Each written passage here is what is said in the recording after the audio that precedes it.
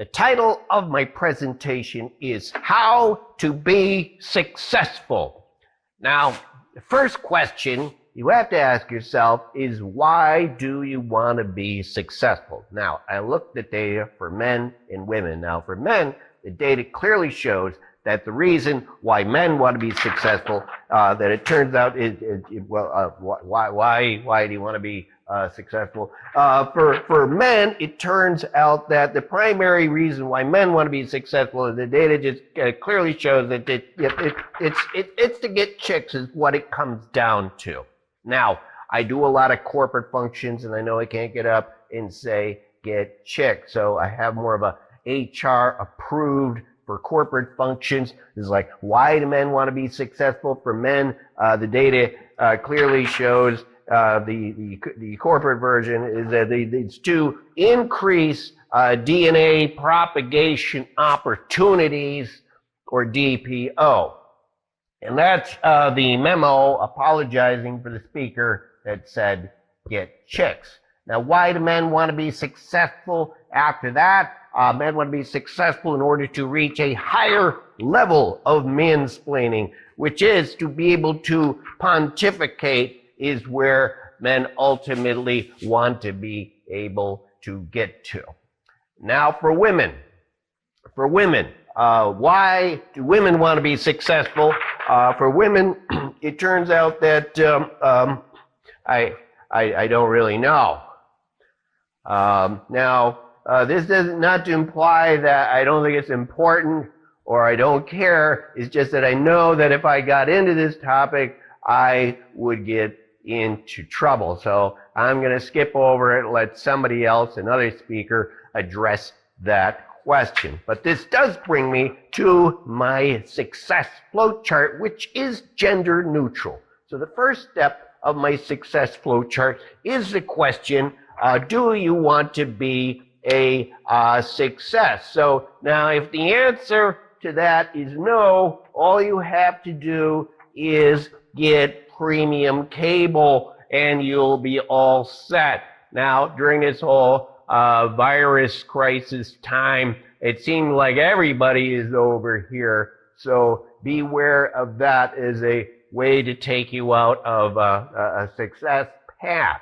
Now, on the other hand, you do want to be a success. The next very important question you have to ask yourself is very important. Is like, well, are you okay with being an asshole? Now, I realize it's kind of harsh language and not necessarily something the HR department would be happy with. So I have an HR approved version of asking that question, which is, do you need sensitivity training?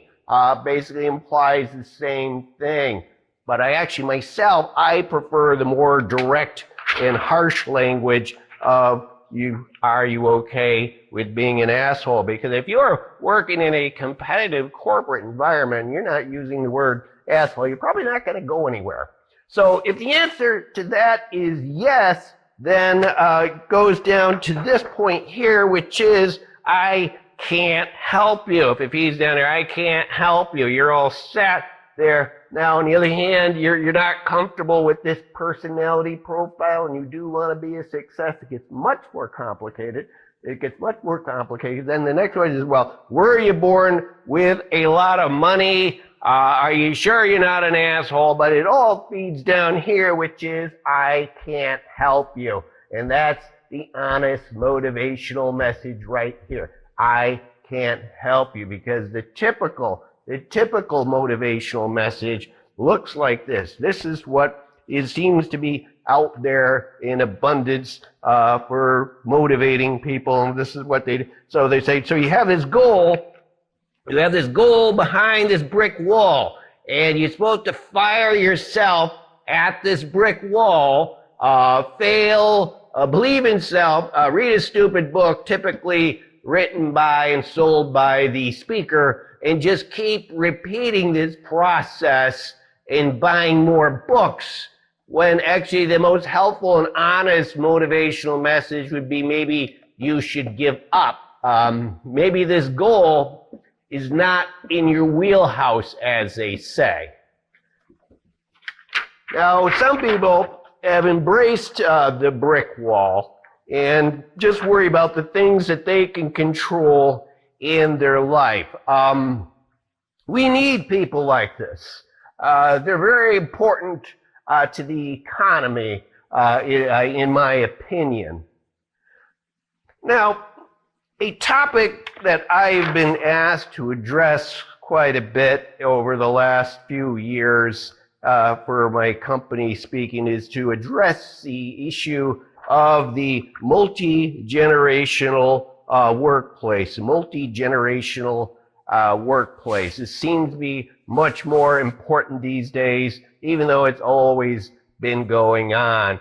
Even when I first got out of college, I was over on this side, and over the years, I found myself falling more over this way. Now, motivational people, they say this is what you need to do.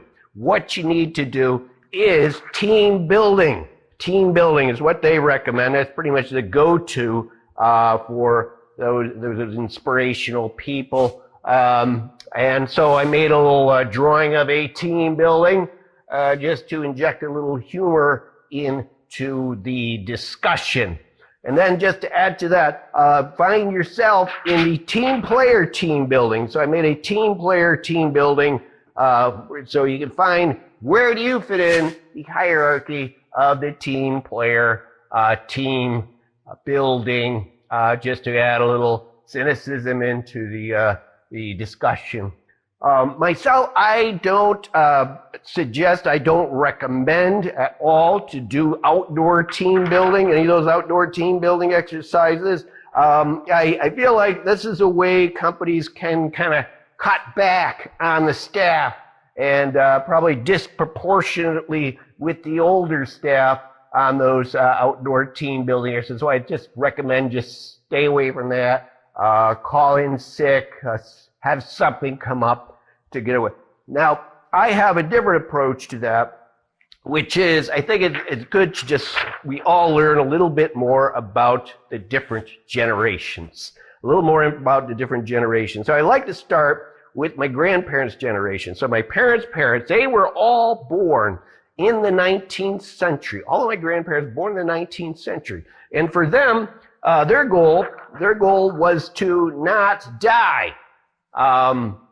And the obstacle that got in the way of that was that you're probably gonna die soon. So kind of easy to understand the motivations of this generation.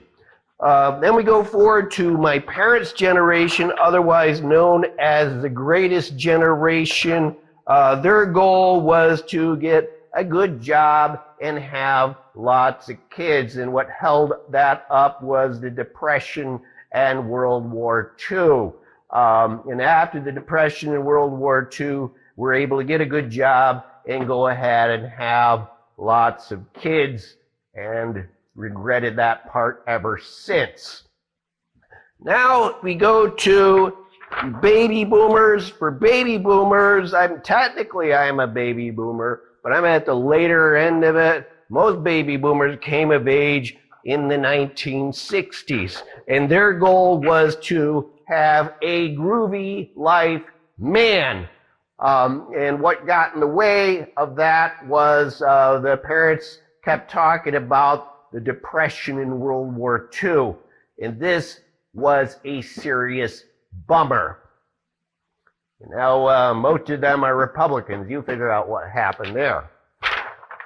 This brings us to the millennials. For millennials, their goal is, it's a little tricky to do. So their goal is the parent, got it wrong. Their goal is the parent's goal for the child, and the obstacle to that is typically all kinds of reasons. Now, how to overcome this obstacle? This is where the parent comes into play to take care of the situation by bringing them right over that obstacle like that. So SAT score is not good enough, no problem, we'll fix that. You know, you can't do this with PowerPoint.